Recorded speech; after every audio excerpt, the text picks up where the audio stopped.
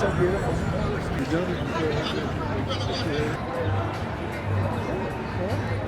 Long time.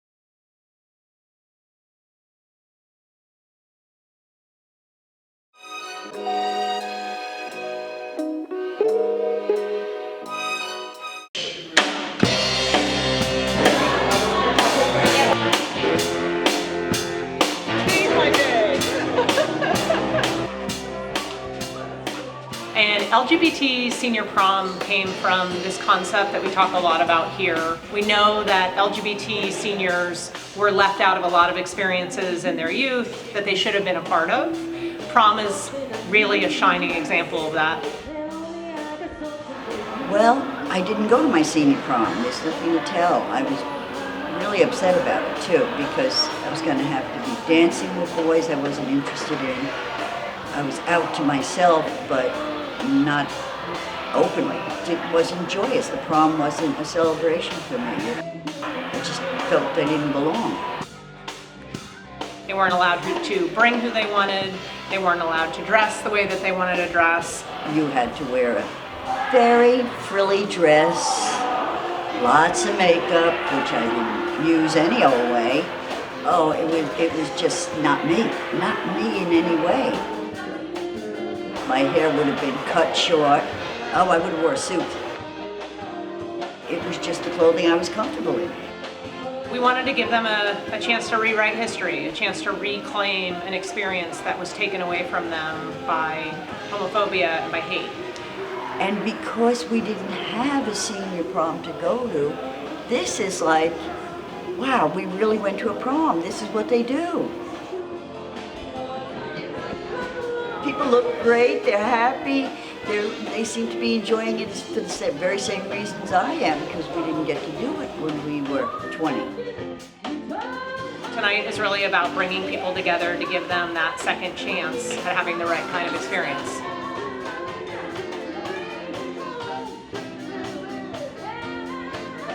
The event is free to every single person who wanted to attend.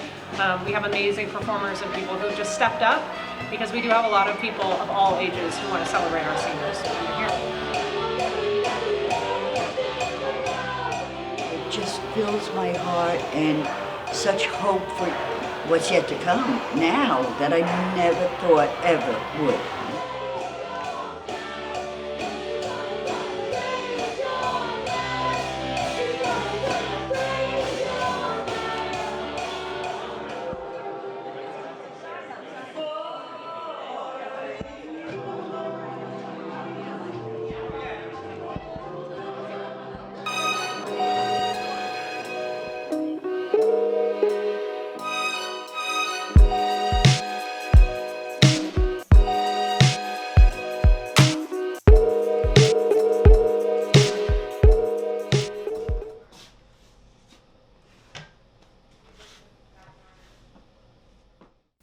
What separates a bathroom, if you're talking about genders, like, you know, there's the male bathroom and there's the female bathroom. And, you know, for the women's bathroom, there's a woman wearing a skirt. And then for the men's bathroom, there's a man wearing pants. And that kind of tells you who goes into which one. At UC Santa Cruz, this past year, I spent in the dorms, and I actually lived on a co-ed floor. Yeah, living in a co-ed floor this past year and using the bathroom, it's not a big deal. Honestly, like, my parents were thinking like, oh, you have to share a bathroom with a guy, like, you know, what if someone walks in their boxers? Like, it's really not a big deal. Like, people go in and out in their bath towels and slippers. You don't have to see anyone else peeing. The shower doors lock. You don't have to see anyone else showering. Like, it's fine. It's just the bathroom to me. It's just somewhere to pee. It's just somewhere to shower, and that's it. So when I use bathrooms here in San Francisco, like when I'm back from college, I noticed that there's not as many gender-neutral bathrooms as there should be. It's mainly still just men and women's bathrooms, which is very limiting, you know, to people who don't identify as men or women. Like, which bathroom are they supposed to use? You know, which one are they comfortable picking? And there's that fear of, what if I go into the wrong one? What if I encounter someone who's not okay with me using this bathroom? Everyone should be able to use a bathroom. It's a basic human right.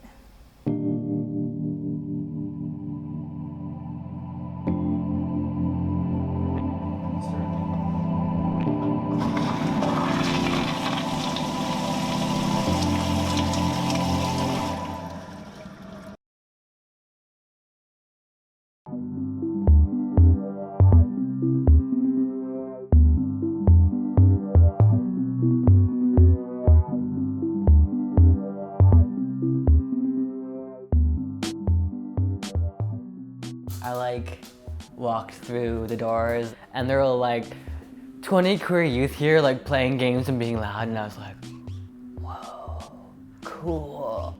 I came to Lyric in search for a safe space for me to express myself. And I was like this queer young boy, like 17, and they were like, oh, you should come check out Lyric. You know, we have a Summer in the City internship program. And then when I came here, it was when I got more info about the internship. I was like, damn.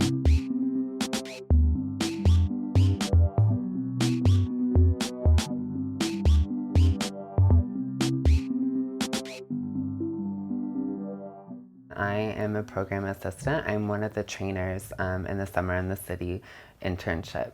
Our Spring and Summer in the City internship programs are 13-week training programs for young people ages 14 to 18. So the young people are involved in planning a huge dance that over 350 of their peers get to go to.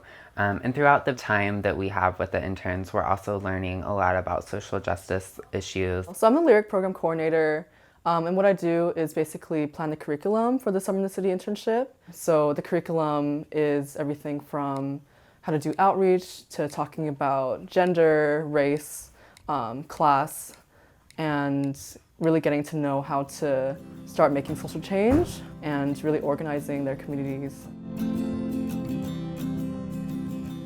I think one of the most important aspects of the Summer in the City internship is that we not only get to pass on job skills to the interns, but we're working with the participant to work on their life as a whole. So I'm actually in there seeing how they engage with what we bring in, how do they bring in their own experiences with each topic. We really encourage them to share their own personal experiences because, you know, when we talk about race or gender or sexuality, I have as much experience with that as anyone in the room, and we can all learn from each other different things. So that's really what we encourage them to do, is to really share these different parts of themselves. You know, if they see someone that's transphobic or homophobic, they have that knowledge that they learned here at Lyric to educate other people outside of Lyric. That's why I'm here as a queer educator, to help empower and educate youth who may not know about social justice issues. So I got this wonderful woman named Angela Davis, and she was one of the leaders of the Communist Party USA. She was really, really close with the Black Panther Party. She also was a professor at UC Santa Cruz, so she's like a really amazing person. And her speeches are really inspiring to listen to. I feel like I have definitely grown as a leader in the community in the way that I do a lot more things in the community, like helping plan the Youth and Elder Brunch at Trans March. Lyric has really given me opportunities to use the skills that I have in a way that impacts the larger community. So Trans March is a community event that happens every single year for trans folks and allies to get together at Dolores Park and just build community and get together and fight for social justice. And so by having that, like the Youth and Elder Brunch, we have queer trans youth and elders, you know, share experiences and build community. So it makes them more into like a stronger community, and they educate each other. When I say trans, you say all. Trans. Trans. When I say trans, you say love. Trans. Trans. Trans. Trans. Trans. In that time, I've changed so much. I've grown and developed so much. I came in questioning my sexuality and also just my racial identity. I think after my summer internship here, I was really solid in my identity as like a queer girl. Personally, for me, I consider myself a leader in my own respective way. Like, I may not be a policymaker, I may not be an activist who just rallies, like going to City Hall and like rally signing petition, but I am a leader in my own, in the micro level kind of way, which is kind of empowering individuals through communication. Lyric has completely altered my life, like, so immensely. Like, I could not imagine my life if I hadn't taken this path. I have so many skills now as being a facilitator.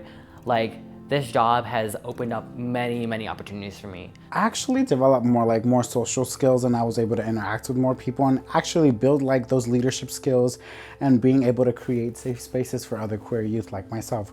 Because I remember when I came into like my first day, that's the feeling that I loved. Like, I felt that I was really welcomed and loved and accepted for who I was, and that was a feeling that I wanted to give to other queer youth that came into the space.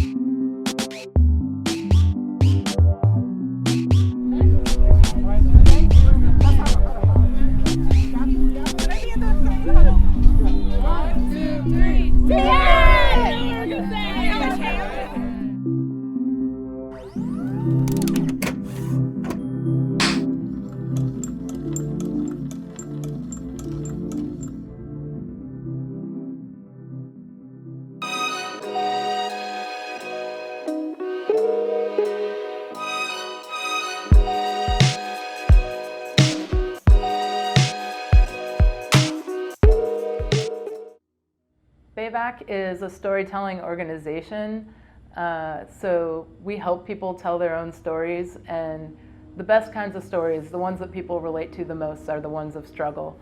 When I was in high school, junior high and high school, things were pretty hard. My being gay was only one piece of a big hot mess of challenges that I was dealing with. I was small and awkward and shy. I grew up in a very Christian, fundamentalist Christian family, so it was really uncomfortable for a while, to say the least. Living in the Midwest, growing up in a small town, I met a bunch of different types of people, but there was no one around me that was queer or queer identified. I felt like there was never a true friend, people were always scapegoating me, or people wanted something from me. And I had put up with it from this one individual for a while, but from many different people over many years of my life. I was just an easy target, and so they always picked on me.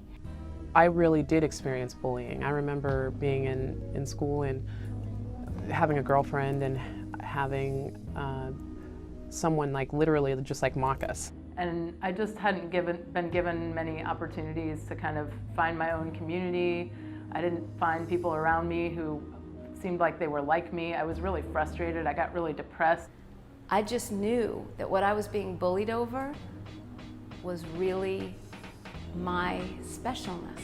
And once I made those decisions, which were to come out, to move across the country, to try new things, to travel, to be who I totally am now, things changed for me really rapidly. Somewhere inside me, that small voice said that that's enough. You don't have to put up with this anymore. And it came as a complete surprise to me. Sadness, I think, is certainly a valid emotion, but I think that it can mire us sometimes and make us depressed. And I don't know, I think sometimes being a little angry and standing up and shouting and taking to the streets is really effective. What was awesome about discovering my power and my confidence in being an out lesbian, out queer individual is that I had a sense of solidarity and like my girls with me. Often a bully sees strength in an individual, like you have the courage to be who you are. You never know, the bully could also be queer and want to come out and maybe not have the courage to do that. If you can just speak from your heart, from your authentic self, and just say how it is, you inspire others around you, and the bullies just disappear because they have nothing to say. I have really spent a lot of time developing a deep and abiding patience with other people because I know what it feels like to be bullied, and I am somewhat ashamed to say, but I feel sort of obligated to say that I have bullied other people. Usually when people are trying to belittle or bully someone else, it's out of a place of total insecurity, and a lot of times those people have their own backstory. Isolation is really the most difficult thing I think about being queer, is that you don't realize it, but you kind of just feel like you're the only one in the entire world. And when you're dealing with things like that, that isolation is what's so debilitating. So things get better for me when I have a good family and good friends and a healthy environment to be in. I really believe that that's what it takes to have a great life. I think it's that simple. You might be able to cultivate a different kind of family with your friends, with certain allies that you find, whether they're allies in your school or the person that you skateboard with after school, or somebody who on Facebook from another city, you start becoming a pen pal and they become part of your family as an ally. And being able to find that really does help it get better. It is, I would say, the pivotal point in it getting better. Own yourself, know yourself, and put yourself out there in the world, because it'll get better every day. Some days are gonna suck, but for the most part, it's only a moment in time, and it will get better. And it gets better because you're here with us. You know, your story is valid, and it's one that should be told. If you can use the variety of technology that is accessible now and create your stories and project those stories and get them out there, you tremendously lower the national fear of difference. I would implore you to please just hang on, try and find someone to talk to, call the Trevor Project, try to find an ally at your school, in your family, at your church.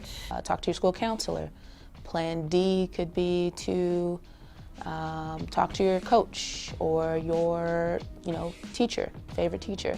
If you're in a dangerous situation, you always want to roll in a group, And just try to hold on, because you are so valuable and so important, and we need you. We need you to stay and toe the line, because we're in a struggle right now in this country to be who we are. We're here looking for you to let you know that we support you, we love you, we need you to stick around and be with us to help it get better for everybody. No one really has the right to a beautiful life more than you.